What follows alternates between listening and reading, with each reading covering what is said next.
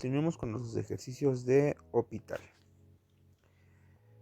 Nos piden aplicar la regla de Hopital al siguiente ejercicio. Nos piden demostrar que si f tiene derivada continua en el punto x, entonces el límite cuando h tiende a 0 de f de x más h menos f de x menos h todo sobre 2h, esto es simplemente la derivada en x. Este es un ejemplo, un ejercicio clásico de cálculo 1. Y comúnmente en el libro del Spivak se los ponen para ver si tienen ustedes el dominio de la definición de la derivada. Recordemos un poco cómo se hace este tipo de ejercicio.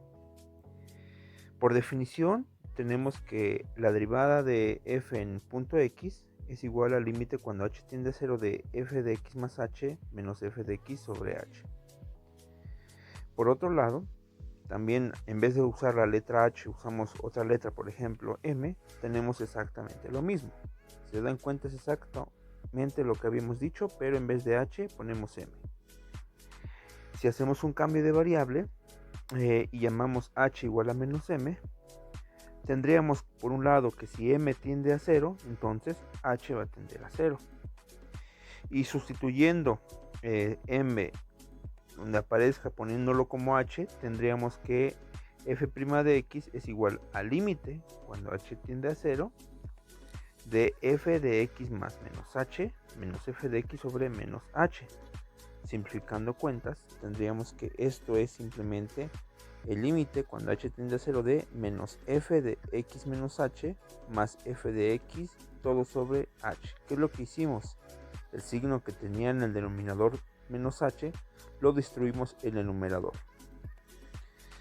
Entonces, ¿qué vamos a hacer ahora? Vamos a agarrar ese término y ese término y los vamos a sumar. Y al sumar lo que obtenemos, tenemos que se repite dos veces f' y tendríamos 2f' de x igual a la suma de esos dos límites.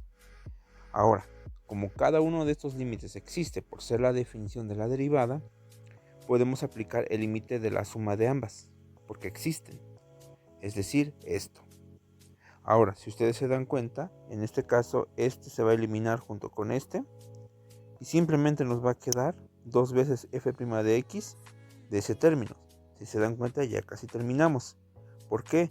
Porque el 2 del otro lado está multiplicando y lo vamos a pasar dividiendo, y aplicando regla de límites, el escalar lo podemos meter dentro del límite y tendríamos lo que nos piden, que la derivada de f' de x es igual al límite cuando h tiende a 0 de f de x más h menos f de x menos h todo sobre 2h.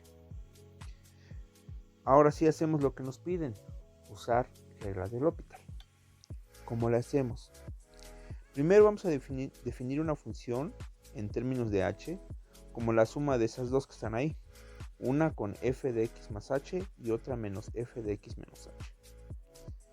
Noten que al derivarlo, usando regla de la cadena y cambiando el signo correspondiente, tendríamos que g' de h es igual a f' de x más h más f' de x menos h.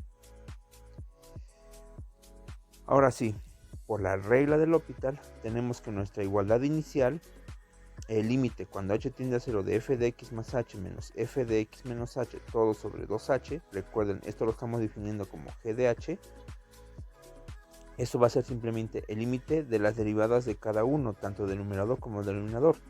El denominador va a ser g' de h y el denominador, como es 2h y estamos derivando con respecto a h, eso simplemente sería 2.